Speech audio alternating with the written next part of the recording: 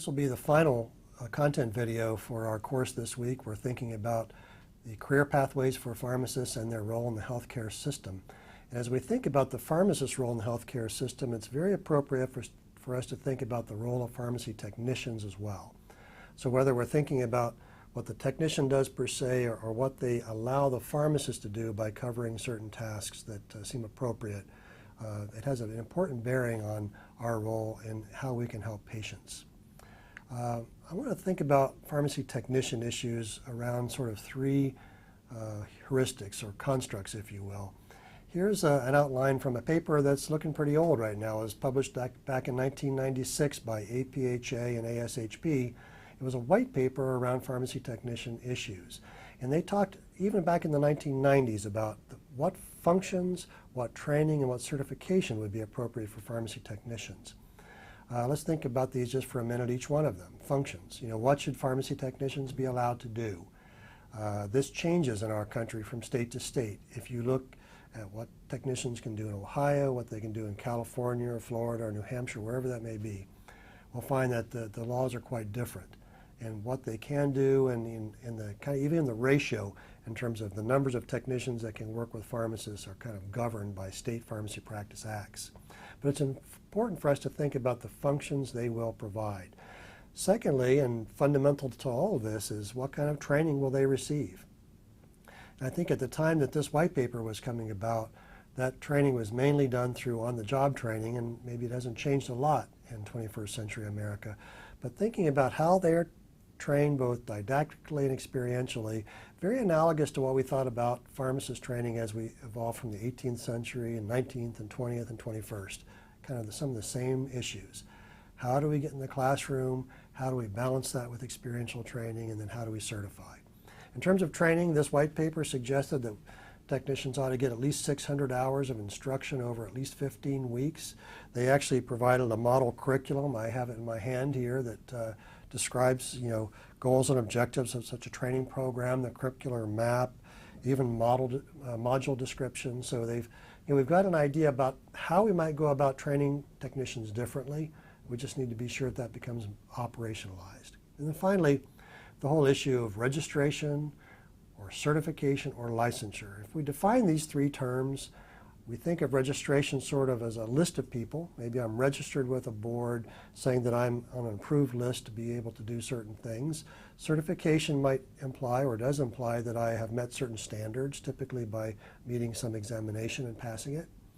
And then finally, we've described licensure as having certain requirements in terms of training and experiential background, but then passing examinations and becoming licensed to be able to practice in a way that others that do not have the license cannot.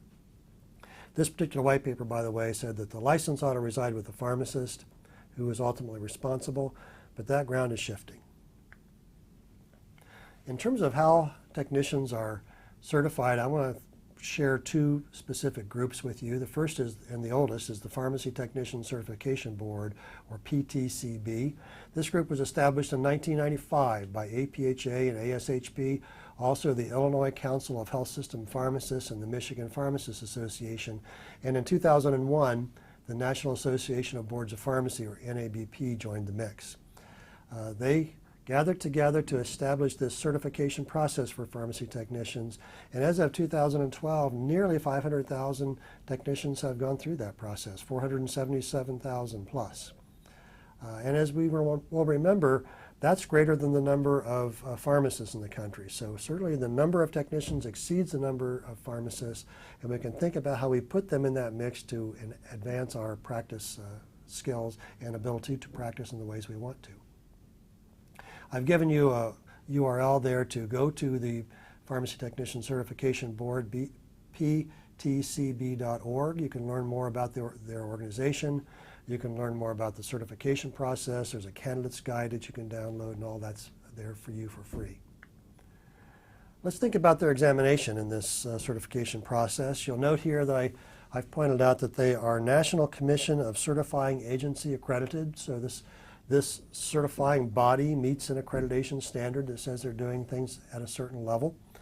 They have certain eligibility requirements to become certified, and these are that you have a high school diploma or equivalent, that you fully disclose all criminal or Board of Pharmacy registration or licensure actions in the past, that you are compliant with all of their certification policies, and then that you get a passing score on their examination. They have a fee that you pay to do it. It's $129 currently, and they provide continuous testing. The testing composition format is this. They have a 2-hour exam. It is multiple choice questions. It is computer-based, and it provides 90 questions for you to take. They have lots of standards around their testing environment and their security controls to maintain security over their exam as well as your information. And you'll see that their pass rate for this examination, the PTCB exam, is 77%. Over 600,000 have taken that test so far. The next slide, I'll share with you some of the content for that exam, that PTC, the Pharmacy Technician Certification Exam from the Board of PTCB, the Pharmacy Technician Certification Board. And there are three major sections to that test. One is assisting the pharmacist in serving patients, about 2/3 of the exam. 2 is maintaining medication and inventory control systems, 22%. And 3 is participating in the administration and management of pharmacy practice, about 12% of the exam. Both this exam and the next one I'm going to share with you require recertification every 2 years, and that you come back and be recertified, and that also requires 20 hours of continuing education credit to be able to do that. The second certifying body I want to share with you is from the National Healthcare Association. It's their exam for the certification of pharmacy technicians. It's called ACCEPT. This ACCEPT exam is also NCCA accredited. They have certain eligibility requirements, and they are that you be 18 years of age, that you have a high school diploma or equivalent, and that you've been in a training program or 1 year's work experience. You can see that there's a $105 fee to take this exam. There are 310 testing days throughout the year. They've established solid and displayable testing procedures. You can read those if you would like, as well as quality assurance techniques. And as of 2012, the pass rate was about 70%.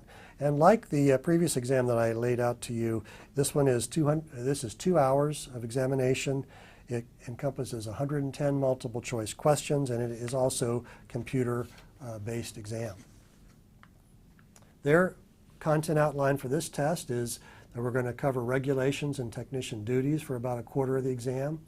We're going to cover drugs and drug therapy for about 1/4 of the exam, and about half the test deals with dispensing processes. We step back a little bit and think about the states. So we have this professional impetus to try to consider the functions that technicians should be able to do, the training they should get, and how they should be certified. We've got several certifying bodies that I've just laid out in front of you in terms of how I could become certified as a pharmacy technician. And by the way, when I do that, I can call myself a certified pharmacy technician, or CPHT, which will be our pharmacy fundamental for today, included in that definition. But I want to think broadly about the country in terms of what are happening in the states. And we have this thing that I've described to you before called the Survey of Pharmacy Law from NABP. And they tell us that across the United States, 8 states currently require licensure for technicians, so they get a license just like a pharmacist does. 35 states require technician registration, so they become registered by the board and on a list of approved technicians. 8 states require technician certification. 21 states require technician examinations, and 35 states have technician training requirements. Here's our pharmacy fundamentals: certified pharmacy technician, or CPHT. A pharmacy technician who has been certified by a national or local agency, for example, perhaps a board of pharmacy, the Pharmacy Technician Certification Board, or PTCB, or the exam for the certification of pharmacy technicians, or ACCEPT, usually by examination. So here finally is a question I'd like you to think about in our discussion forums this week, and that is, how might the role of pharmacy technicians evolve in pharmacy's future?